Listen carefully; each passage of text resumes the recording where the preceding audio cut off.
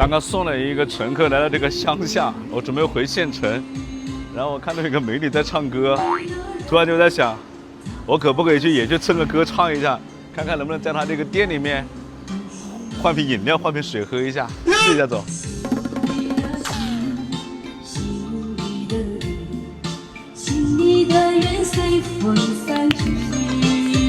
好听。心里的人。唱的好好听哦，我都停下车来，那个欣赏一下音乐，不介意吧，美女？可以。我唱歌是不行的哦。唱歌不行，是这样的你是这个店的老板吗？对对对。我叫大白，就是我是一名跑网约车的，然后刚刚送了一个乘客到这个乡下来，就是太热了，我就有个请求，看可不可以就是我看你在唱歌，我也喜欢唱歌嘛，就是我也给你唱首歌，你要觉得好听，换瓶水喝一下可以吗？可以啊，来。真的吗？真的。想听什么歌？哇！唱你最擅长的歌。唱我擅长的歌。我没有用你这个设备唱过歌曲。咦？哎，我稍微调一下可以吗？可以可以。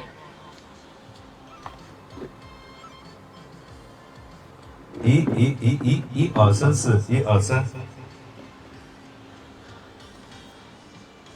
那我就唱首歌曲，姐姐在你这里换瓶水喝，好不好？好好好。姐姐，我就唱这首《留什么给你》，好不好？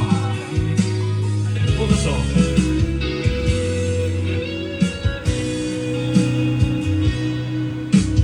那天离开你，留下几个字给你，心若像潮汐，梦若过去的爱就任它去，圆满的结局终究可望不可及，感情要休息，流浪要勇气，还想不想你？很久以来都不敢碰触的问题，每一次都出现在起风的眼里，让不很在乎寂寞的我难过的想哭泣。爱总是还是能很美丽，结束的没道理，想想是很可惜。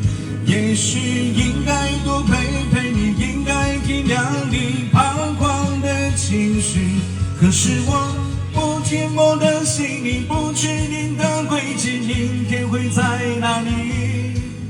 而我还有什么能够留给你？哇，好好听哦！真的吗？真的好好听哦！来，我的姐姐，我就一瓶水就行了，就一瓶水就行了。不用，这我就换瓶水就行，好不好？换瓶水可以吧？我真的是刚刚被你的歌声吸引住了，知道吗？你是平时自己一个人看这个整个店吗？这么大吗？是你一个人？对。哦，我看你里面这里有一些健身的器材，我们可以方便去看一下吗，姐姐？可以。